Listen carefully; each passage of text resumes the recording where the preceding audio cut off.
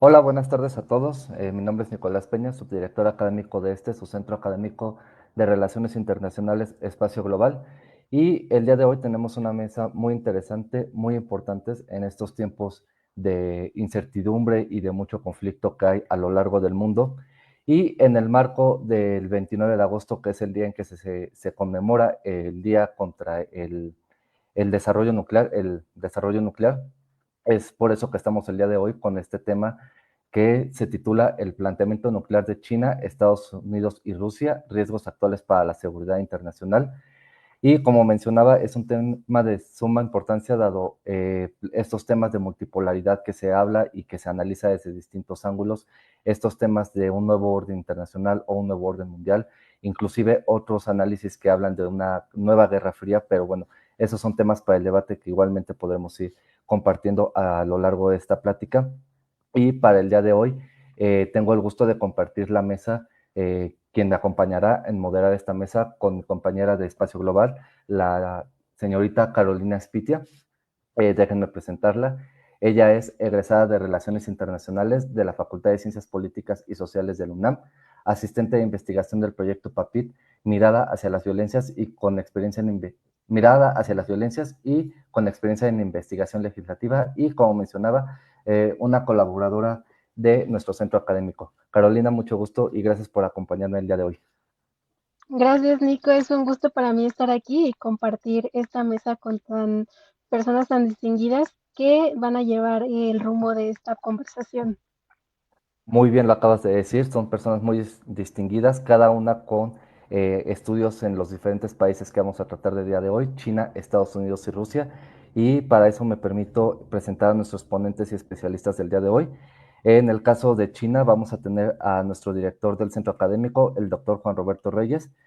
Él es profesor e investigador en la Escuela de Relaciones Internacionales de la Universidad Anáhuac Querétaro, especialista en Asia Oriental y temas económicos y políticos internacionales. Desarrolló su estancia postdoctoral en el Center for the Advancement for the Humanities and Social Science de la National Taiwan University 2023 en el proyecto The Future of Taiwan in the Global Economy. Participó en actividades sobre temas de defensa y seguridad en el Indo-Pacífico en el Instituto de Diplomacia y Relaciones Internacionales de Taiwán, doctor en Relaciones Transpacíficas por la Universidad de Colima, maestro en Comercio Internacional por el Instituto de Estudios Superiores en Administración Pública y licenciado en Relaciones Internacionales por la UNAM. Doctor, un gusto tenerlo nuevamente con nosotros. Muchas gracias y bienvenidos a la transmisión. Aquí estamos listos para comentar. Muchísimas gracias. En el caso de Estados Unidos tenemos al maestro Héctor Fernando Guzmán Mendoza. Él, él es licenciado en Historia y Ciencias de la Comunicación, investigador, conferencista y autor sobre temas de tecnología, historia, política internacional, educación, relaciones culturales, turismo y medios masivos de comunicación. Maestro, un gusto tenerlo aquí.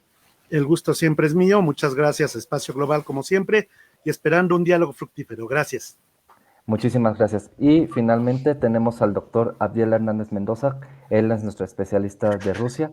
Es profesor de tiempo completo asociado en la Escuela Nacional de Estudios Superiores de la UNAM, miembro del Sistema Nacional de Investigadoras e Investigadores del CONACYT, Pride UNAM nivel C, licenciado en Relaciones Internacionales por la Facultad de Estudios Superiores Aragón de la UNAM, maestro en Geociencias y Administración de Recursos Naturales con orientación en Administración de Petróleo por la Escuela Nacional de Ingeniería y Arquitectura del Instituto Politécnico Nacional, doctor en Estudios Latinoamericanos por la Facultad de Filosofías y Letras de la UNAM, fue responsable del Comité de Estudios Regionales de la Asociación Mexicana de Estudios Internacionales, AMEI, durante el bienio 2022-2023.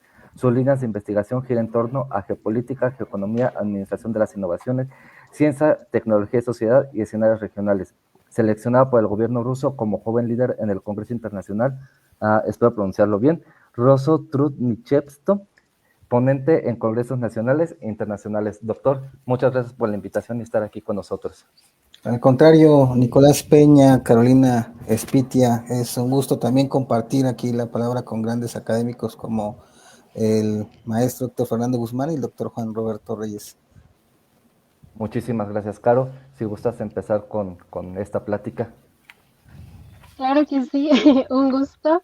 Bueno, me gustaría dar paso a una pequeña introducción para meter en contexto a nuestra audiencia. Y bueno, pues es importante mencionar que en la actualidad el planteamiento nuclear de las principales potencias, China, Estados Unidos y Rusia, constituye uno de los mayores retos para la seguridad internacional. La modernización de sus aranceles, el debilitamiento de los acuerdos de control de armas y el aumento de tensiones geopolíticas han reconfigurado el panorama estratégico global. Por ello, este diálogo busca reflexionar sobre los riesgos actuales, las responsabilidades compartidas y las posibles vías para reforzar la estabilidad estratégica y reducir la probabilidad de un conflicto nuclear en el siglo XXI. Con ello, me gustaría dar paso a la primera pregunta, que es sobre cuál es el lugar actual que ocupa lo nuclear en los planes de seguridad nacional para cada país. Me doy la tarea de darle la palabra en primera instancia al maestro Héctor, posteriormente al maestro Juan Roberto y por último al maestro Abdiel.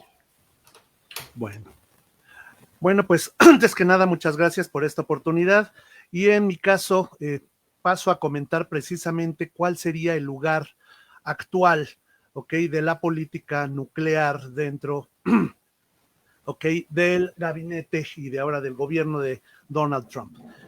Bueno, primeramente tenemos que decir que en el mundo anterior la política nuclear se enfocaba, ¿ok?, a una cuestión de intercambio nuclear masivo. Durante la Guerra Fría pasamos de una cuestión bipolar a prácticamente en las primeras décadas del siglo XXI a una cuestión más regionalizada en lo que respecta al problema nuclear.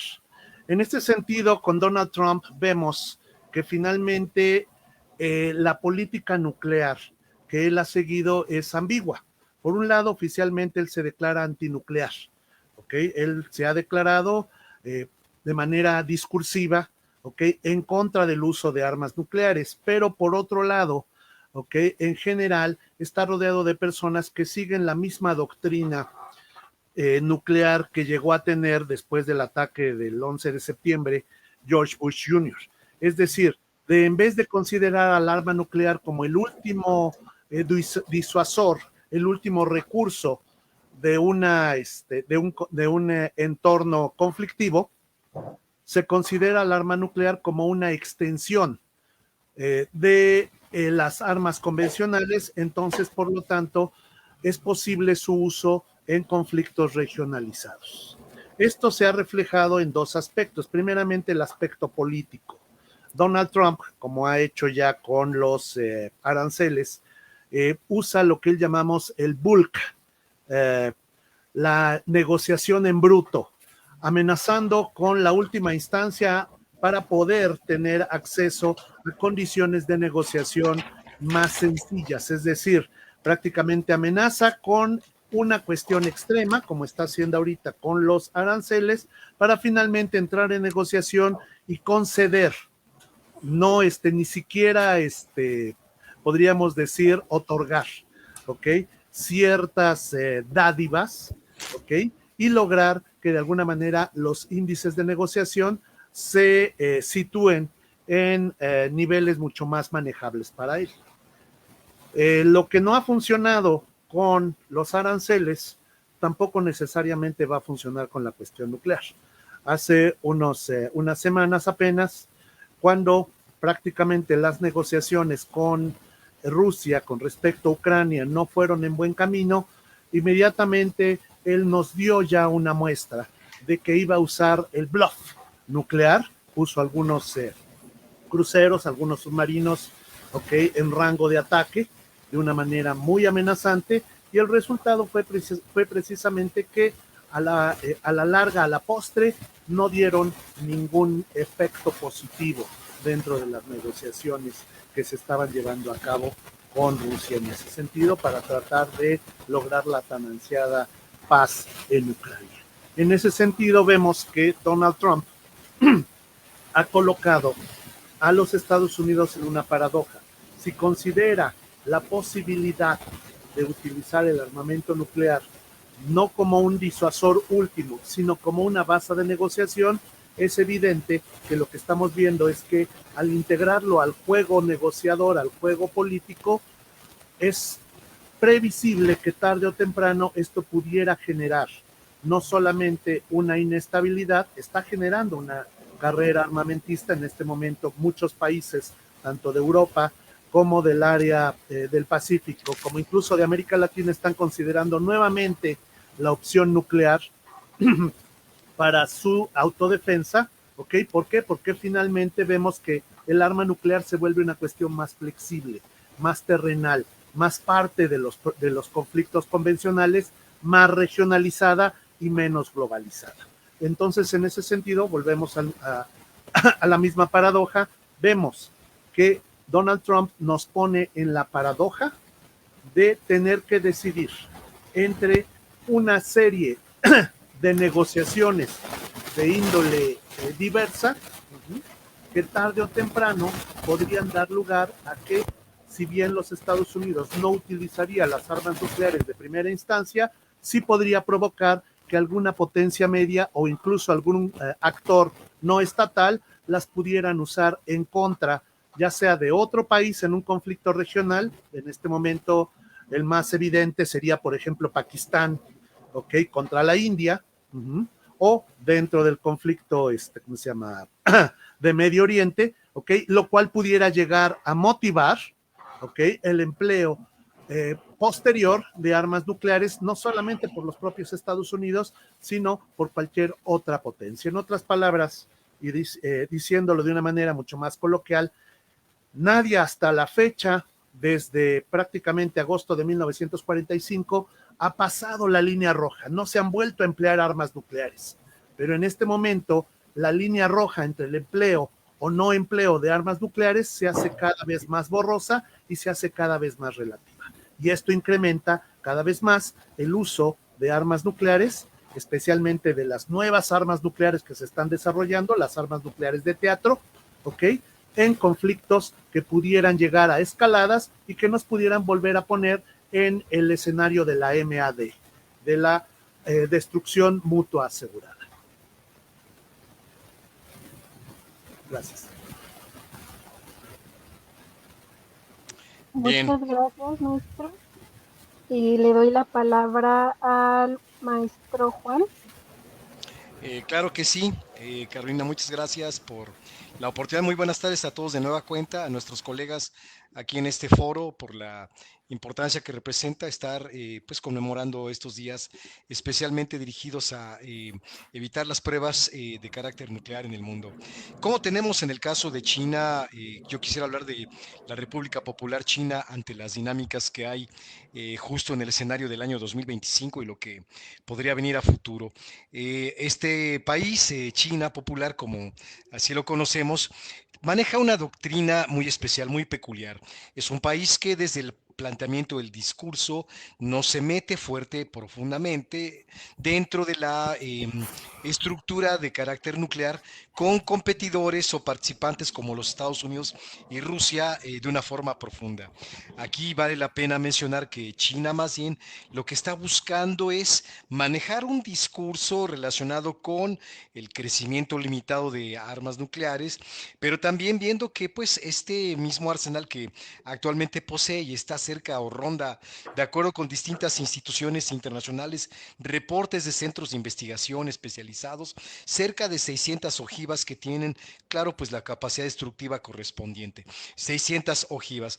Pero bueno, China va también a la par de una dinámica que dentro del discurso que es limitado y que plantea una doctrina de no hacer uso de estos recursos, no como un primer uso, considerarlo solamente en caso de autodefensa, una disuasión mínima y también procurar la no proliferación.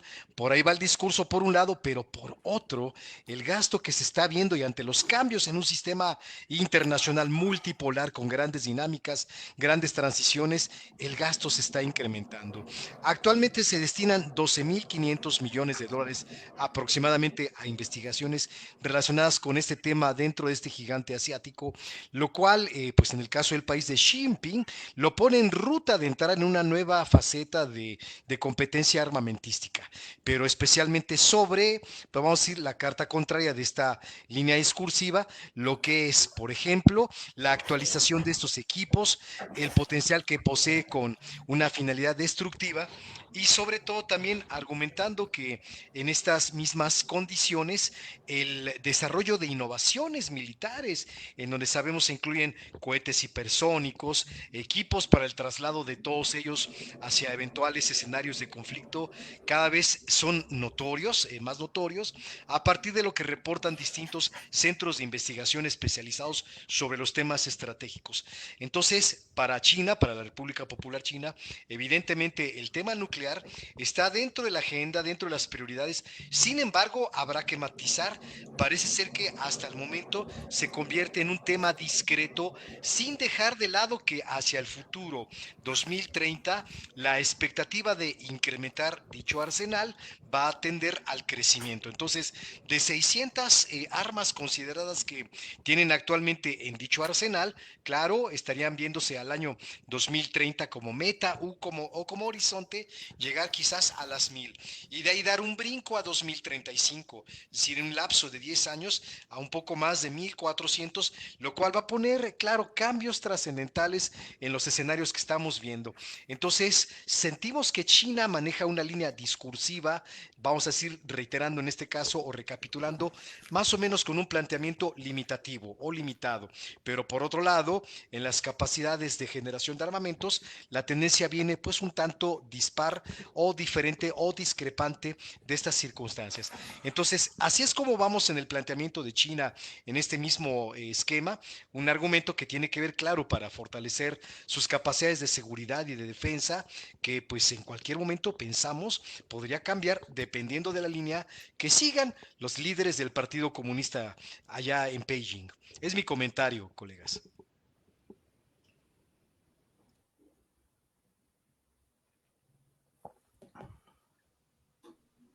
Gracias, doctor. Y pasamos ahora con el doctor Abdiel para que nos platique acerca de Rusia con esta pregunta. La vuelvo a poner para quien no la escuchó. ¿Cuál es el lugar actual que ocupa lo nuclear en los planes de seguridad nacional para cada país, en este caso para Rusia? Doctor. Bueno, muchas gracias por esta pregunta. Valdría pues la pena señalar que es una pregunta en términos amplios porque no solamente es la cuestión militar, sino que también es la cuestión médica, la cuestión de la generación de electricidad y otros usos en la industria que implican observar, por ejemplo, la capacidad nuclear de los países y por qué están apostando, por ejemplo, en pues la exploración, la producción, la distribución y el consumo, ¿no? Todo este ciclo de producción energética en torno a lo nuclear, en específico países como Rusia, que cuentan entre otros dispositivos con capacidad nuclear, por ejemplo, marina, tienen ellos un reactor militar marino que les permite sistemas de enfriamiento in situ a partir de lo que es el Ártico. Recuerden que ellos también controlan gran parte de la ruta ártica, no, nada de esto está desconectado al principio de cuentas. Tienen, si no me equivoco, un total de 38 reactores activos a nivel mundial, 4 en proceso, lo cual pues los lleva junto con Francia y Estados Unidos, obviamente China, a ser de los países que más le están apostando a la energía nuclear, ¿no? Pero me parece que lo que nos invita a reflexionar precisamente el día de hoy es la capacidad en términos militares. Rusia es el país que tiene más arsenal nuclear, se piensa que tiene alrededor de 5.580 ojivas, ¿no? Es el país con más ojivas nucleares a nivel mundial registradas. Recuerden que son asuntos de seguridad nacional, no se dan todos los datos de manera, digamos, concreta en torno a esto. El caso nuclear de Rusia no es algo nuevo, se asocia con su historia reciente en términos de lo que fue la Unión de Repúblicas Socialistas Soviéticas, desde aquel momento en el que después de Estados Unidos siguen precisamente los pasos para construir su propio elemento de disuasión. Recordemos que una bomba atómica es en principio un elemento de disuasión. Como lo mencionaban hace un momento mis colegas, hay periodicidades de su uso y después su intento de limitación. En el caso de cuando existía la Unión Soviética como sujeto de derecho internacional, vimos que se llegó en ese momento, en la llamada Guerra Fría, a un equilibrio del terror, donde se tenía una bomba atómica, luego otra, una bomba de hidrógeno, luego otra bomba de hidrógeno, una bomba termonuclear, en fin, ¿no? Se tenían bombas para acabar el mundo hasta 15 veces. Sin embargo, con una vez que se acabara el mundo, pues era suficiente. Por eso es que de alguna manera se llega a esa cuestión de equilibrio, por decirlo de alguna manera. Esto ha evolucionado mucho, ha evolucionado tanto que incluso el elemento táctico, como se le conoce en el argot militar, pues resulta ser que ha alcanzado niveles en los que se puede asimilar a partir de los elementos cinéticos la capacidad destructiva del elemento nuclear sin la necesidad de ser nuclear. Hay pruebas ya en campo de un misil llamado Oreshnik ruso en este conflicto que se tiene con Ucrania, en donde los resultados fueron devastadores sin la necesidad de pues, tener el elemento nuclear como centro. Pero Rusia lo conoce muy bien, de hecho lo ha estado de alguna manera regulando a nivel interno, tenía una estrategia de seguridad nacional que funcionó en el campo de la disuasión hasta 2020, justo cuando ya está de alguna manera desarrollándose el conflicto con Ucrania, y en 2024, en noviembre de 2024, Vladimir Putin firma la nueva doctrina nuclear que establece algo muy importante que son los principios básicos de política estatal de la Federación Rusa en el campo de disuasión nuclear. Ellos empiezan a considerar las armas nucleares como un medio de disuasión y esto constituye una medida extrema para ellos necesaria respecto a lo que empiezan a observar como un peligro crítico alrededor de lo que es la geopolítica de la expansión de la OTAN, que no es nueva, sino que se ha ido de alguna manera desarrollando desde, sobre todo se implementa o se aumenta, mejor dicho, después del fin de la llamada Guerra Fría. Rusia ha entrado también en un proceso de modernización de su aparato defensivo. Ellos lo mencionan alrededor, por ejemplo, de los elementos sí de defensa, porque cuando ustedes vean el mapa, por ejemplo, de dónde están los misiles estadounidenses o las bases militares, se observará mucho la materialización de lo que un geopolítico israelí estadounidense, si no me equivoco, seguramente ahí me está faltando un dato que es Nicholas Spickman va a señalar como el Rimland, ¿no? Y aquí es muy importante decir que el 95% de las fuerzas nucleares estratégicas rusas han sido modernizadas. Elementos como lo que está sucediendo ahorita en Ucrania sirven precisamente para reforzar ese stock en términos de lo que es los sistemas de misiles que se tienen, ¿no? Misiles con capacidades nucleares, desde donde podemos ver, por ejemplo, JARS, Sarmat, el Avangard, que es uno de los más poderosos que tienen en términos de lo que es la carrera intercontinental. Ahorita, nada más para terminar esta intervención, estamos hablando que Rusia está precisamente a punto de reunirse con Xi Jinping y con el presidente de Corea del Norte para poner de alguna manera también un elemento más a esta rivalidad tripolar entre China, Rusia y Estados Unidos. Muchas gracias por la pregunta. Les agradezco mucho por contestarla. Creo que podemos ver de esta manera un poquito cuál es el panorama general respecto a lo nuclear en cada país y cuál es su importancia, ¿no? En la importancia que se le da a nivel seguridad nacional. Am, Ahora me gustaría preguntarles cómo consideran que afecta la modernización de estos arsenales nucleares a cada país y qué mecanismos podrían evitar que esta modernización derive en una nueva carrera armamentista nuclear. Le doy la palabra en primera instancia al doctor Juan, luego al doctor Abdiel y luego, por último, al doctor Héctor. Claro que sí, muchas gracias Carolina de nueva cuenta para hablar de la cuestión de la modernización y sus efectos, qué implicaciones tiene para pues, cada país en este caso, en este que es el de China.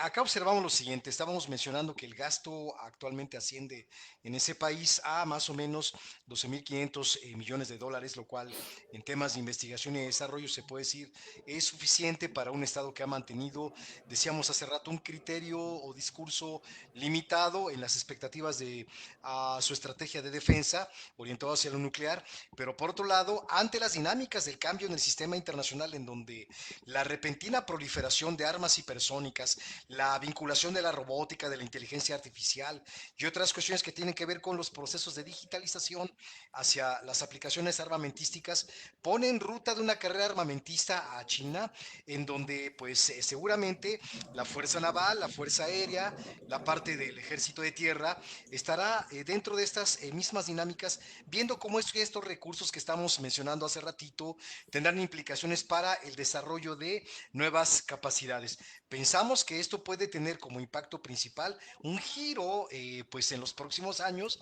No vamos a pensar que un giro muy radical, pero esto tiene que ver por el hecho de que China no busca lograr una paridad con los Estados Unidos o con Rusia específicamente, dado que hay pues un acercamiento científico o colaborativo o de cooperación en materia de investigaciones o de uso de recursos entre Rusia y China particularmente. La cuestión tendría que ver sobre China y los Estados Unidos, que a pesar de que los actuales equipos, por decir, las armas conocidas, voy a mencionar solamente una de ellas, el Dongfeng, que es un cohete de largo alcance, un arma de largo alcance, es una de las que se han venido desarrollando en los últimos años y que tiene, pues bueno, sí, un impacto dentro de un desarrollo de armas de mayor capacidad y que tienen también elementos novedosos como la no, vamos a decir, exposición a rastreabilidad por tratarse de armas de gran velocidad y también por tener capacidades pues muy específicas dentro de los daños que podrían causar. Entonces, dado que pues China no busca una paridad en este caso, su crecimiento viene limitado, pero sobre todo con la posibilidad de que haya un cambio en la política en los próximos años. Pensamos que el principal impacto podría ser dentro de todo ello es el incremento de los recursos que se utilizan para la investigación y desarrollo en este terreno y desde luego a la par de cómo vengan las dinámicas en el escenario multipolar en el que nos encontramos.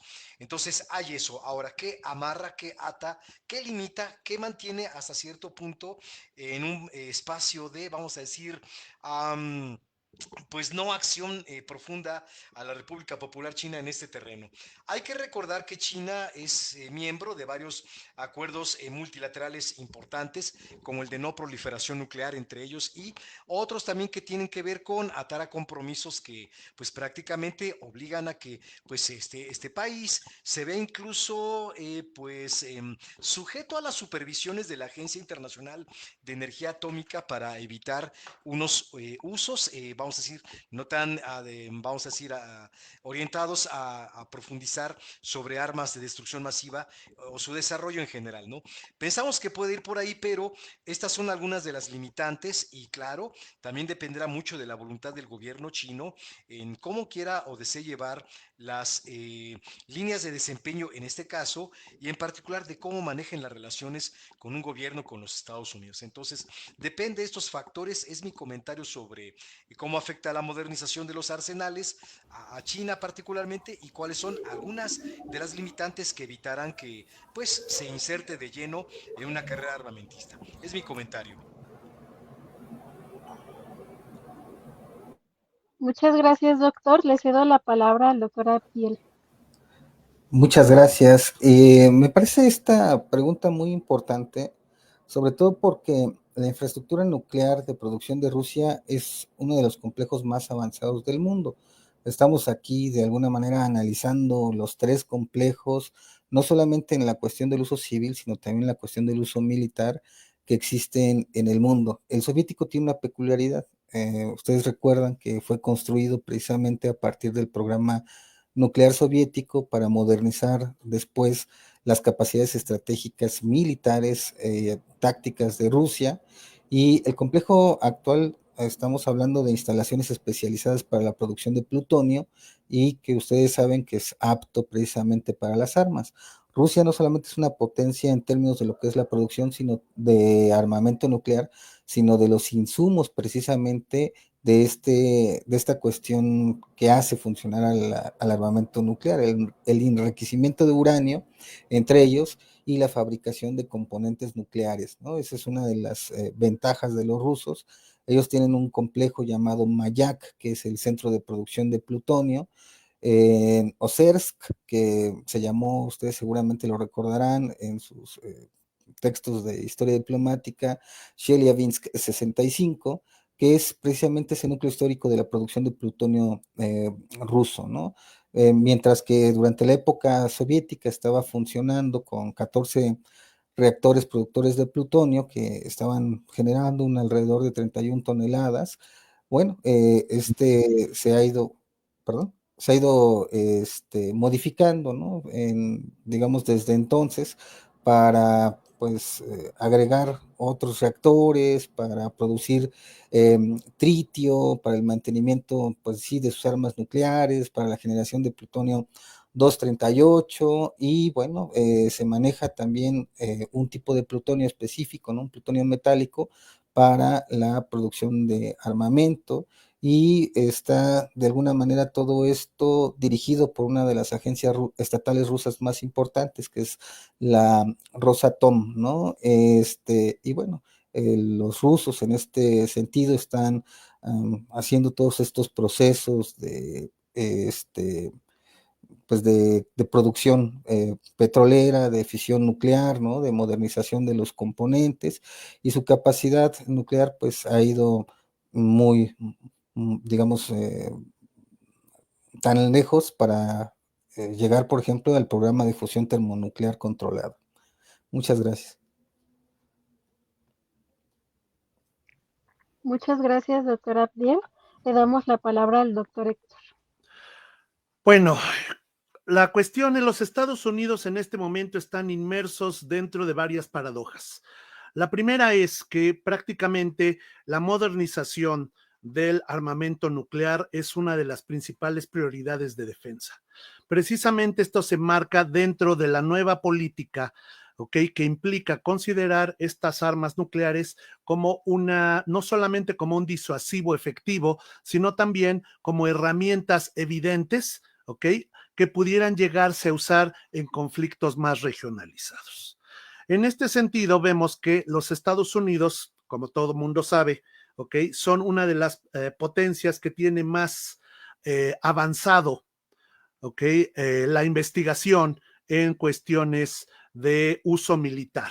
Son el único país que ha utilizado armas nucleares ofensivas en la historia y prácticamente durante los primeros años de la Guerra Fría, cuando ellos tenían el monopolio nuclear, se convirtió en una especie de orgullo político, de orgullo nacional dentro de este chauvinismo nacionalista típico de los estadounidenses, el poseer las mejores armas nucleares del planeta. En ese sentido, en los últimos más o menos 25 años, se ha comenzado a transformar los elementos defensivos y ofensivos nucleares dentro de los Estados Unidos.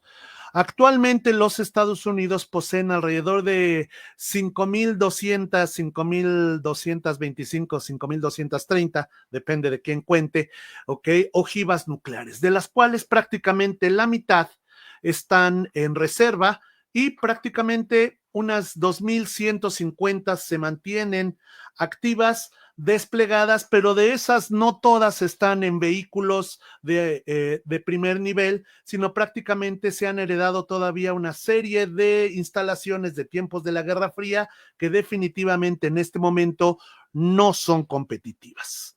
En otras palabras, prácticamente a principios del siglo XXI, una de las cuestiones que el 11 de septiembre desencadenó fue precisamente que los estadounidenses se cuestionaran acerca de la relevancia, pero sobre todo de la funcionalidad de su fuerza nuclear. Así que en ese sentido, vemos que por hoy los Estados Unidos están enfrascados dentro de estas dos políticas. Por un lado, modernizar lo que heredaron de la Guerra Fría, deshaciéndose de más o menos 2,800 cabezas nucleares que se consideran completamente obsoletas, Ahí ha habido ciertos problemas porque finalmente no es tan fácil disponer de ellas como pareciera, incluso para un país con los recursos de los Estados Unidos, ¿ok? Y por otro lado, el desarrollar nuevas tecnologías nucleares, no necesariamente de destrucción masiva, sino de destrucción más enfocada a armas nucleares de teatro, es decir, a armas nucleares de potencia media o incluso baja. Ahorita, por ejemplo, vemos que en los últimos prácticamente 8 años se han gastado cerca de 400 mil millones de dólares y se espera que entre este año y 2028, Donald Trump gaste al menos 2 veces eso, precisamente en esos procesos de modernización. Ahora bien, el proceso de modernización no solo abarca las propias cabezas nucleares, sino también abarca los vehículos de estas armas de destrucción masiva.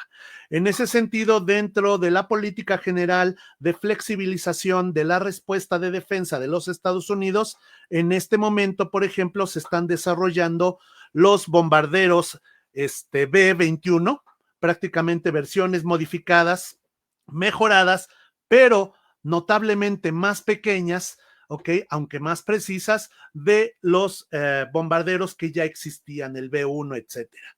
Finalmente, se trata de que para fines de 2026-2027, finalmente se jubile la flota que prácticamente sirvió por más de medio siglo de B-52, que estaban precisamente diseñadas para una respuesta nuclear masiva. Misma respuesta nuclear masiva que en este momento no se ve como viable, primera, y segunda, por supuesto, la redundancia nuclear implica que se pueden llegar a usar armas continentales en dado caso de que fuera necesaria este tipo de respuesta. En otras palabras, vemos que estos 800 mil millones de dólares que se van a gastar en los próximos 4 años están prácticamente enfocados en flexibilizar y eficientar el uso de las armas nucleares en diversos tipos de conflictos en los cuales los Estados Unidos pueden llegarse a ver involucrados. Por una parte, por ejemplo, se está modernizando, ¿ok? La flota, ¿sí? Los submarinos ya existentes, pero también se está hablando, se está de hecho ya haciendo su sustitución. Los antiguos clase Ohio van a ser reemplazados por submarinos más rápidos, más pequeños, pero sobre todo con tecnologías que permiten prácticamente su colocación en situación de golpe de una manera mucho más stealth, mucho más sutil, ¿ok? Sin poder ser detectados o combatidos tan eficientemente por las potencias nucleares o incluso por potencias medias. En ese sentido, se está pensando precisamente, ¿ok? En también, por ejemplo, crear nuevos cabezales nucleares. La bomba W93, la cabeza nuclear W93, es la primera que se desarrolla, ¿ok? En los últimos 40 años, la primera tecnología nueva, y esta se está pensando precisamente como una tecnología de disuasión directa, es decir, para poderse emplear en dado caso en situaciones que no impliquen el uso total y masivo de armas nucleares. También en ese sentido se desarrolla la bomba de gravedad B6113, ¿ok? Y prácticamente en este momento, tal como estamos hablando, están ya siendo desmantelados para ser reutilizados prácticamente 400 misiles balísticos intercontinentales. La idea es que prácticamente en el transcurso de los próximos 10 años, toda la flota ofensiva de misiles Minuteman prácticamente desaparezca y sean reemplazados por modernos misiles mucho más eficientes, y sobre todo ahora se comienza a plantear nuevamente en una plataforma de ¿cómo se llama? De ataque mucho más flexible, ¿ok? Con precisamente misiles supersónicos y otras tecnologías que permitieran precisamente asestar golpes nucleares estratégicos o incluso tácticos sin necesidad de estar movilizando toda a toda la, ¿cómo se llama? La capacidad nuclear, toda la flota de bombarderos, toda la flota de buques y de submarinos, ¿ok? Sin comprometerla, repito, en intercambios masivos. En otras palabras, estamos viendo que el proceso de modernización de los Estados Unidos tiene también, como mencionábamos hace rato, ¿ok? Ciertas consecuencias directas. Primeramente, ve la posibilidad de una flexibilización de la respuesta nuclear y, en ese sentido, también esto tiene como consecuencia el que ciertos países ya no estén considerados dentro, ¿ok?, de su propia estrategia. Vamos a abundar acerca de eso porque precisamente el hecho de hacer más selectivos los ataques nucleares, ¿ok?, hacen que otros países tengan que desarrollar sus propias capacidades nucleares ofensivas. Gracias. Gracias, doctor. Y bueno, vamos viendo en estas respuestas y comentarios que han tenido que pareciera que los países, más que pensar en frenar su desarrollo nuclear, lo están modernizando para futuras ocasiones. Y precisamente ante estos hechos que vemos, que a lo mejor no va a haber un ataque directo entre Moscú, Pekín y Washington, pero sí estamos viendo que hay guerras o puntos específicos en Medio Oriente o, bueno, Rusia directamente con Ucrania sí lo tiene, pero no está habiendo ataques directamente entre estos países. Sin embargo, ante todo este desarrollo, esta modernización que estamos viendo entre estas potencias, entre estos países, consideran que China, Estados Unidos y Rusia puedan elevar su rivalidad a tal punto que estemos realmente frente a una amenaza nuclear y qué tanto se puede reducir este umbral para tener esta amenaza. En este caso vamos a empezar con el doctor Abdiel, posteriormente con el doctor Héctor y finalmente con el doctor Reyes. Doctor Abdiel, le cedo la palabra.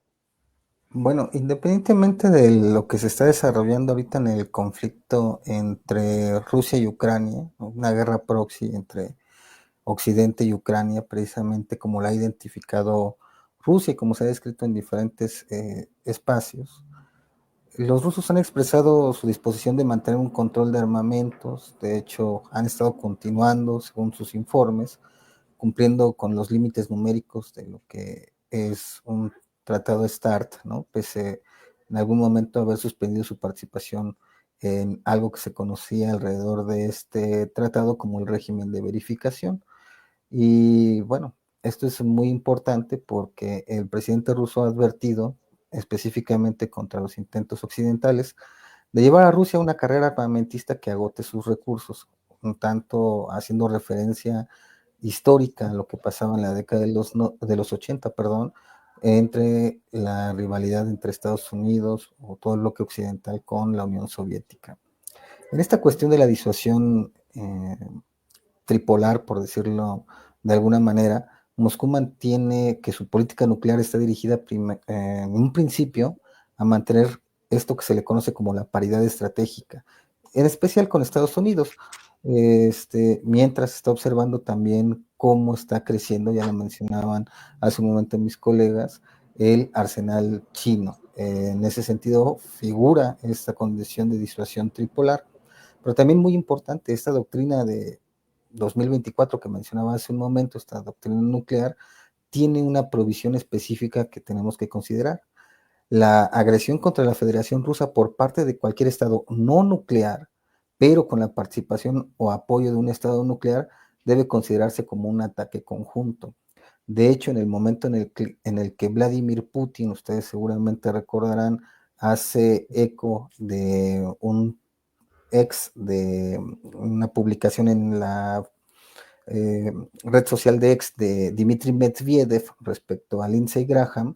Medvedev responde con lo que se conoce como la mano muerta en Rusia, que es la referencia a un sistema de comando ruso semiautomatizado, en este caso, como bien se mencionaba hace un momento con el uso de la inteligencia artificial, pues responde, ¿no? De manera automática con un lanzamiento no medible todavía de armamento nuclear contra sus enemigos, ¿no? Es decir, aún y cuando ya no esté Vladimir Putin, cuando no esté Medvedev, este sistema llamado mano muerta puede responder de manera, digamos, autónoma, ¿no? Rusia lo ha llevado ya al límite con la inteligencia artificial y, bueno, seguimos precisamente observando dos elementos: disuasión por inducción de miedo, que ellos lo conocen en ruso como utrashenia, y la disuasión a través del uso limitado de la fuerza, ¿no? Que es precisamente una de las características con las que los rusos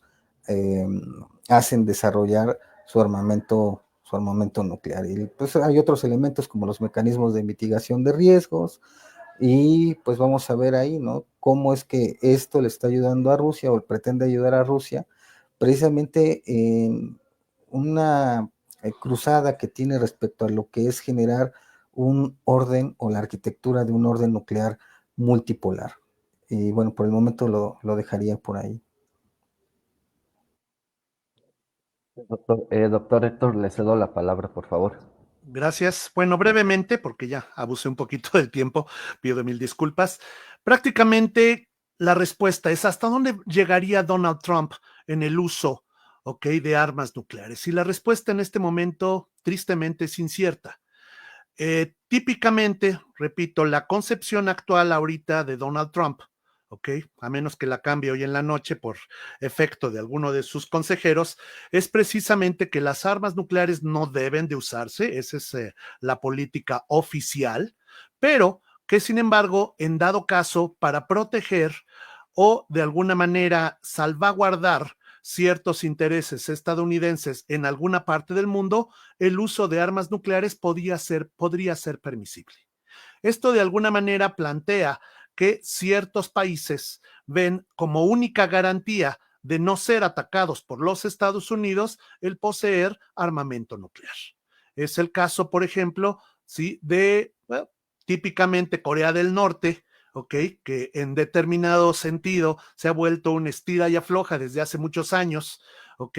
Cuando Corea del Norte necesita tener una posición negociadora, amenaza con que va a desarrollar, con que ya desarrolló, con que tiene, con que no tiene armas nucleares, misiles, etcétera, etcétera, etcétera, entran en negociaciones y finalmente, bueno, vemos que ese proceso de crisis ha pasado una y otra vez, ¿ok?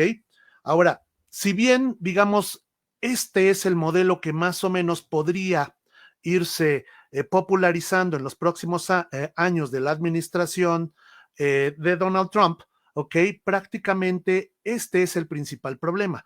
¿Por qué? Porque en este momento ciertos países ven que de alguna manera al flexibilizar la política nuclear de los Estados Unidos, esta política nuclear no necesariamente los incluye a ellos.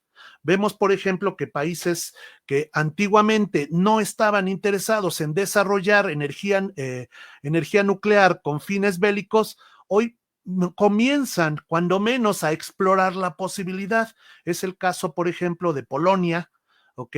Que precisamente tras la guerra en Ucrania ha comenzado a tener cierto impulso que pudiera en los próximos años cristalizarse en una política de desarrollo de armas nucleares. Es el caso de la propia Alemania, que de alguna manera no se siente muy segura con la sombrilla nuclear francesa que se le ha ofrecido y se siente descobijado porque la política de defensa de los Estados Unidos en este momento pareciera no abarcarlos. Es el caso, por supuesto, de ciertos países asiáticos en los cuales, ok, incluso hoy podemos contar de manera insólita a Japón. ¿Por qué? Porque finalmente en este momento no todos estos países ven que en caso de que alguna otra potencia pudiera utilizar algún tipo de armamento nuclear, ¿ok? Esto de alguna manera los cubriría con la famosa sombrilla nuclear estadounidense. ¿Cuál es precisamente la cuestión? En este momento, la flexibilización de la respuesta nuclear estadounidense sin descuidar la opción última de la respuesta nuclear global. La flexibilización es el principal problema. ¿Por qué? Uno, no es estable. Dos, de alguna manera deja a resguardo, ok, solamente cierta parte de los intereses estadounidenses, pero prácticamente deja desguazadas ciertas zonas, ok, que de alguna manera podrían comenzar, repito, a nuclearizarse y en tercera instancia prácticamente, ¿ok? Con todo este desarrollo, es posible que en determinadas regiones, incluso en regiones como la nuestra, que están libres de armas nucleares, pudiera comenzar a haber cierta presión política para comenzar un desarrollo de industrias nucleares autónomas. En nuestra región del mundo, por ejemplo, vemos que existen grupos en Brasil y en Argentina que pudieran llegar a estar interesados. Argentina, por ejemplo, en este momento ha comenzado a ver la energía nuclear como una alternativa de exportación, no con fines militares, pero prácticamente se ha dicho que esto podría tener estos otros fines si de alguna manera interesara al gobierno actual argentino. Y en el caso de Brasil, los expertos consideran que Brasil podría tener acceso a un arma nuclear en el transcurso de los próximos 3 años, pero por supuesto, esto es por lo pronto mera especulación. Pero lo que sí vemos es finalmente que el mundo tiende precisamente por esta cuestión masiva de los Estados Unidos, ¿ok? A buscar nuevas alternativas para poder alcanzar la capacidad nuclear. Gracias. Doctor. Y pasamos finalmente con el doctor Juan. Claro que sí. En este contexto, mi perspectiva es, el gobierno chino tendría enfocadas sus baterías, sus recursos, todos los medios posibles contra los Estados Unidos, por esta rivalidad que se ha venido dando en los últimos años en el terreno comercial y tecnológico, pero donde la retórica es actualmente, yo creo que la línea limitante de estas mismas dinámicas.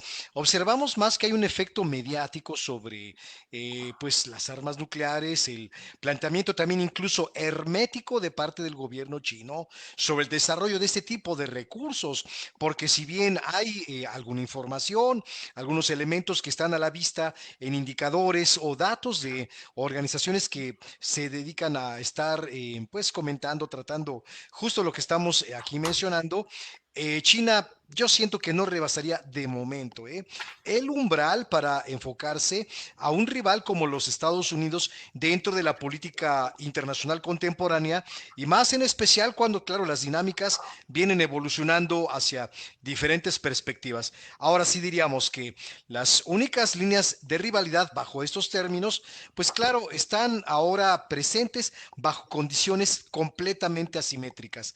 El desarrollo nuclear de los Estados Unidos está demasiado avanzado comparado con relación al de China en este mismo contexto, pero claro, lo que hemos venido mencionando de las modernizaciones y la implementación de nuevos equipos y otros tantos recursos pueden ir marcando diferencias. Mencionaban mis colegas precisamente sobre el estatus del equipamiento entre Rusia y los Estados Unidos y me llama la atención justo esto que es el dar por, vamos a usar estos mismos términos, la jubilación o poner fuera del contexto de utilización a la flota aérea de bombarderos estratégicos de los Estados Unidos, pues vieja, claro, una flota vieja que ahora tendría que ser renovada por nuevos equipos y que podría poner la situación de competencia bajo nuevos parámetros. Entonces, sentimos que pues para lo que estamos comentando, sí el desarrollo armamentístico trae ciertas líneas de competencia, de rivalidad, hasta cierto punto de disuasión, pero todavía mantiene para el gobierno chino reservas, porque reiteraré aquí, bueno, recurriendo a la doctrina china sobre cuestiones de carácter nuclear, ellos están manejando esto de no ser los primeros en caso de que llegara a haber un conflicto o un uso de armas nucleares, se estaría reiterando las cuestiones de autodefensa y la disuasión, que es otro elemento, se presenta como un elemento mínimo dentro de todo ello. Entonces, aquí se ve que, bueno, pues China trabaja por allá, por esta ruta que estamos mencionando, pero no deja de tener tampoco un rol activo sobre otras instancias, como la Organización para la Cooperación y Seguridad de Shanghai, que es igualmente muy importante, buscando mantener su perímetro geopolítico distante, alejado, protegido, pues de amenazas de fuera de, pues, de esta misma región. Entonces, el armamento nuclear forma parte de una disuasión, pero limitada. Entonces, pensamos que va por ahí la cosa, y ya también viendo o retomando el contexto de cuáles son las expectativas de los próximos años para el gobierno chino, creo que se va a mantener sin que haya cambios trascendentales, a menos que la política internacional tome un giro muy drástico en el futuro. Es mi comentario. Les agradecemos mucho por sus respuestas. Y bueno, para darle término a esta mesa, me gustaría hacer una última pregunta, justamente respecto a estos actores nucleares fuera de los marcos de control tradicionales, como los tratados clave de control y desarme. Me gustaría saber, en su opinión, en este contexto de mayor multipolaridad, ¿qué papel desempeñan estas tres potencias nucleares para reconstruir la arquitectura de control nuclear y, en su opinión, también qué deberían de hacer justamente para reconstruirla? Empezamos con el doctor Héctor, luego le cedemos la palabra al doctor Juan y finalmente le cedemos la palabra al doctor Abdiel. Es un tema bastante peliagudo en ese sentido. Esencialmente vemos que en los Estados Unidos la política nuclear en este momento está siguiendo las líneas, trazadas por la plataforma American First. Esto implica que prácticamente se está rediseñando esta estrategia de la cual hemos estado platicando para, de alguna manera, servir solamente a los intereses de los Estados Unidos de manera primaria y solamente de manera secundaria a los intereses de otros países. En este sentido, la flexibilización de la respuesta nuclear es muy importante, repito, el considerar que el arma nuclear puede llegar a ser usada en conflictos de tipo medio o incluso de tipo regional, de alguna manera prohija más inestabilidad, prohija que ciertos países se vean amenazados y vean la posibilidad de desarrollar no solamente armas nucleares, sino otros tipos de sistemas de defensa que pueden ir desde las armas químicas, las armas biológicas, hasta otro tipo de alianzas y otro tipo de respuestas militares. En otras palabras, vemos que finalmente en este momento a Donald Trump parece no importarle mucho el entorno multipolar, porque de alguna manera su visión sigue siendo unipolar, sigue siendo que lo que no de alguna manera contribuya a la defensa continental de los Estados Unidos y a sus intereses de una manera global no es prioritario para los propios estadounidenses. En ese sentido, en su primer término, prácticamente no apoyó o se retiró de muchos de los sistemas mundiales de control de armamento y no le interesa en este momento de alguna manera apoyar, más que en el sentido, que estos mismos instrumentos internacionales sirvieran para políticas específicas de los estadounidenses. Hay que ver una cuestión muy importante, En ese sentido, prácticamente vemos que los Estados Unidos, al prohijar este desarrollo de potencias nucleares o de amenazas nucleares más regionales en otras partes del mundo, prácticamente también puede de alguna manera ir borrando poco a poco el umbral nuclear, la famosa línea roja. Prácticamente vemos que durante el conflicto ucraniano, probablemente fue una cuestión más mediática que real, pero muchas veces se habló precisamente del posible empleo de armas nucleares de teatro dentro del conflicto ucraniano. Fue una cuestión probablemente, repito, más de discurso que real, pero de alguna manera por primera vez se planteaba directamente, el empleo de estas armas como medio de defensa nacional, de defensa regional. Y esto es muy importante porque, como les comentaba hace rato, muchos países ven en este sentido, una salida que les permita tener garantías para precisamente quitarse presiones externas. Tenemos, por ejemplo, a la Turquía de Erdogan, que de alguna manera sigue pensando en la amenaza, que significan, por ejemplo, las armas nucleares en posesión de Israel con apoyo de los Estados Unidos. Vemos, por ejemplo, en Asia que el 75% de la población de Corea del Sur favorece que su país desarrolle algún tipo de armamento nuclear. Vemos lo que comentaba hace rato de un Japón donde durante muchas décadas no se habló prácticamente de armas nucleares y hoy al menos algunos políticos japoneses se atreven a pedir que su país comience a desarrollar ¿ok? Este tipo de armamentos. Eso era impensable hace 2 años, ¿ok? Hace un año todavía, prácticamente recuerdan cuando se dio el Nobel, ¿ok? A los sobrevivientes de los bombardeos en Hiroshima y Nagasaki, el Nobel de la Paz, ¿ok?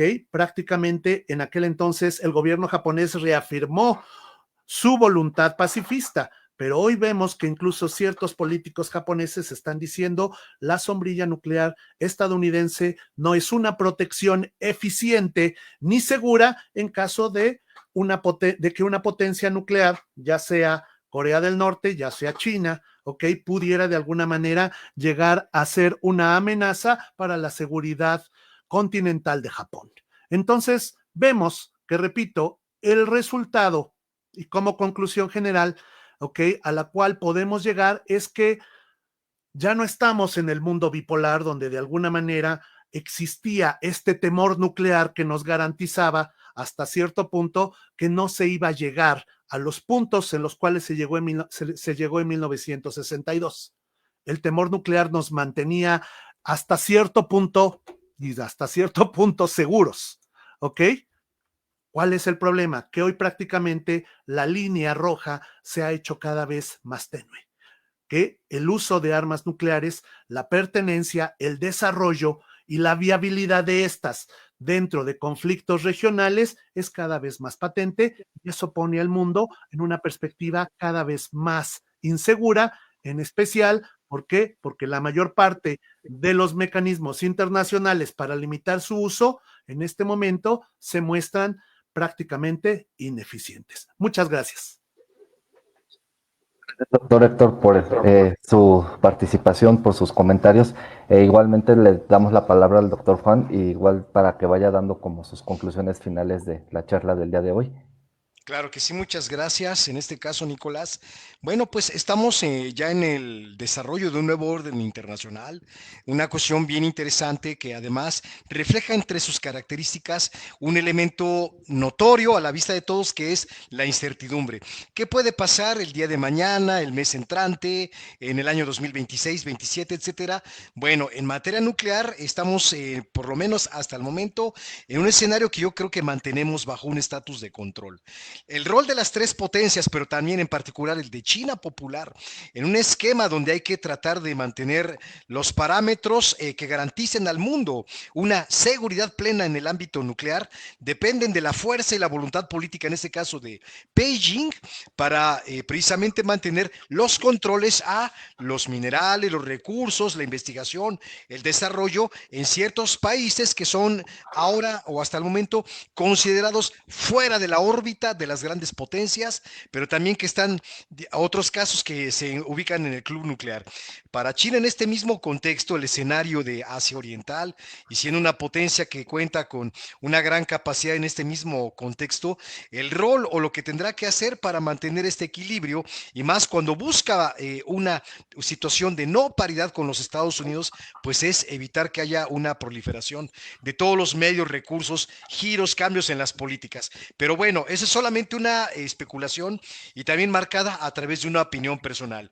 Como lo haya indicado mis colegas en los términos de que podría venir, pues de forma concluyente, un cambio en las expectativas o giro sobre las decisiones en materia nuclear. Por ejemplo, se me ocurre un país como Corea del Norte, ¿sí? El desarrollo, la profundización y sobre todo salirse de los cauces de control que actualmente existen en este mismo contexto, podría derivar hacia ciertos desequilibrios regionales que implican una mayor presencia y acción sólida política y diplomática de gobiernos como los que estamos aquí tratando, el de los Estados Unidos, claro, Rusia de alguna forma, China también, pero que dependerá mucho también de la línea o contexto en el cual se alineen posibles actores como el que he mencionado, que es el de Corea del Norte. Entonces, dependerá de ello. Mi conclusión es, finalmente, estamos en un nuevo escenario multilateral con incertidumbre, pero con muchos riesgos, y nosotros esperemos, claro, que precisamente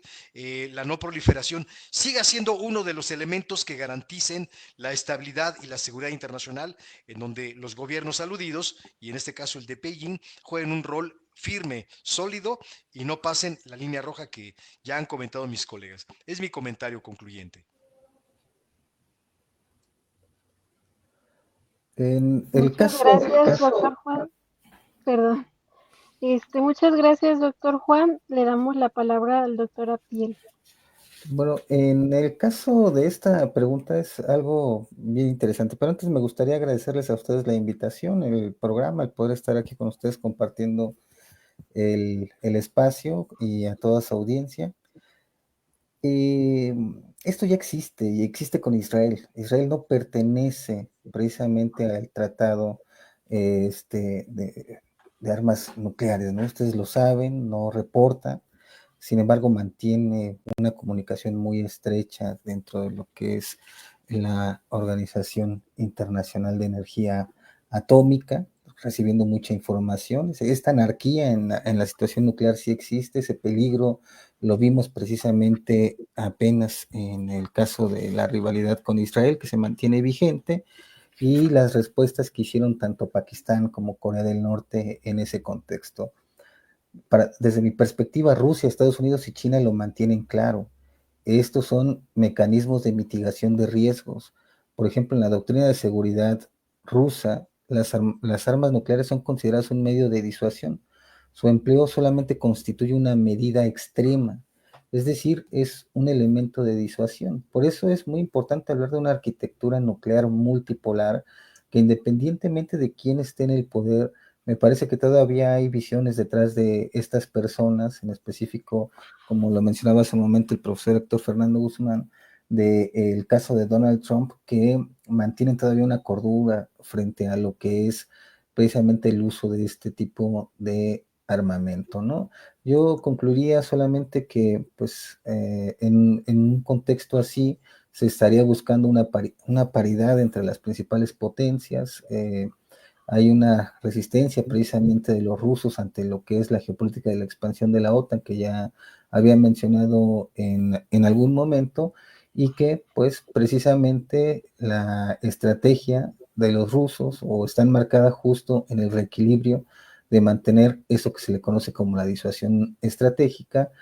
Y algo muy importante, la carrera armamentista, por más pacifistas que somos, porque sí lo somos, pues va a seguir en el caso de estas potencias porque es la forma que buscan precisamente para expandir sus intereses. Muchas gracias.